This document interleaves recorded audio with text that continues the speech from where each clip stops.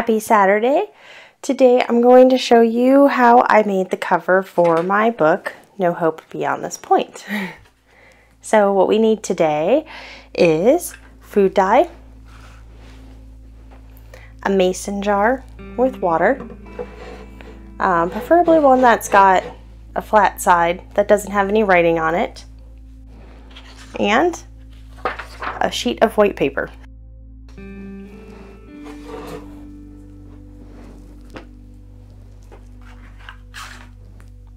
So you need something to be able to prop your piece of paper against. So I just used a picture frame and then my mason jar of water and have it right in the middle of that.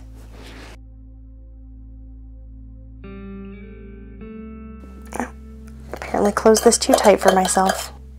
And the reason for the piece of paper is so that you're only getting the color inside the jar and not from anything else, like behind the mason jar or reflecting off of other surfaces.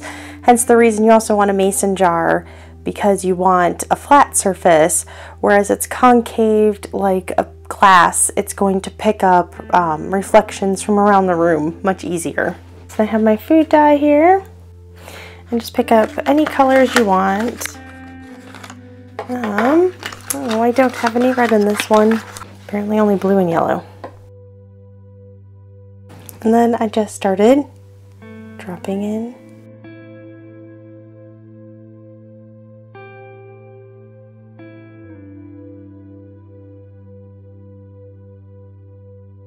And it makes such cool patterns in the water. This took us a while. I had my daughter, she initially stood over top and dropped in one drop of food dye, and then I would ask her to drop in another one after I took like many pictures. This is so cool. Looks like tiny little jellyfish all swarming in there. I wanted something that was smoky, kind of creepy, and since I don't smoke, nor do I really know how to color smoke to make it look cool, and I couldn't steal any pictures off the internet because of copyright, so I was trying to think of ways to recreate a smoky, wispy kind of look. And it came to me that I could just do food dye and water. So neat looking. It's like a little chandelier. And I'll show pictures too of the original food dye that I did in the mason jar for my cover. And you can see why I chose the one I did. It has eyeballs in it, which I think is really cool and creepy. It also kind of has like a man that's almost like the thinking man down at the bottom. One that I did like that was a contender kind of looked like a dragon in it, and I thought it was pretty neat. I really wish I had other colors to put in. All I have is blue and yellow though. But because of the yellow and the blue, I'm getting some green in here, which is very pretty.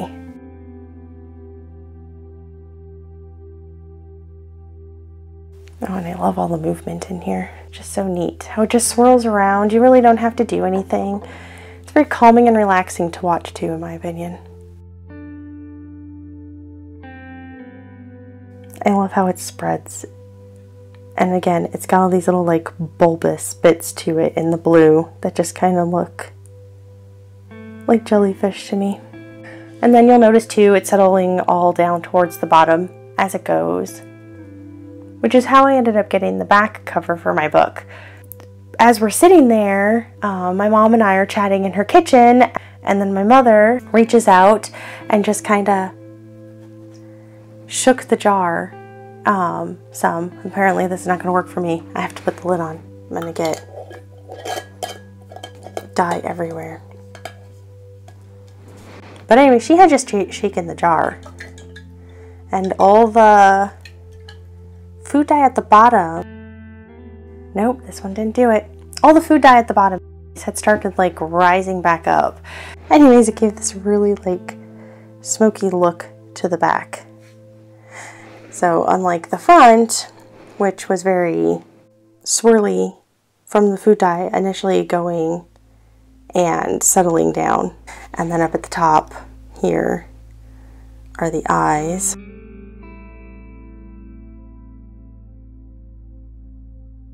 So, but this is the one I went with because I just thought it was the creepiest. Yes, I'm sorry, I'm misusing my Witcher case for my food dye. Don't worry, the disc is not in there. It's in the Xbox. But anyways, that's how I made my cover art. Feel free to play with it and do your own thing.